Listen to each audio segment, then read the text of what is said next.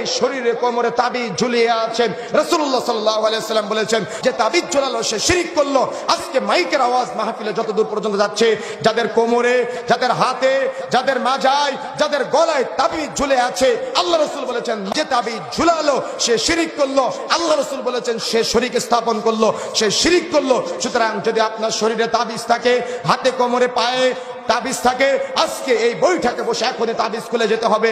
মা এবং বোনেরা সন্তান প্রসব করে, এজন্য সন্তান প্রসব করে বলে আপনি একজন পীর বাবার কাছ থেকে তাবিজ নিয়ে সন্তানের গলায় ঝুলিয়ে রেখেছেন। এই তাবিজ কাজ করতে পারে, তবে এটা হলো শিরক আকবার। আল্লাহ রাসূল সাল্লাল্লাহু আলাইহি ওয়াসাল্লাম বলেছেন শিরক। সুতরাং যে হুজুরের দিক না কেন সে হলো মুশরিক, আর যে ব্যবহার করবে সে হলো শিরককারী। সুতরাং তওবা করতে হবে, আল্লাহকে চিনতে হবে। তাবিজ ব্যবহার করবেন না, তাবিজ ব্যবহার করলে শিরক হয়। আমি একজন ডাক্তার, মেডিকেল সায়েন্সে তাবিজের কোনো বিশ্বাস নেই, বুঝছেন।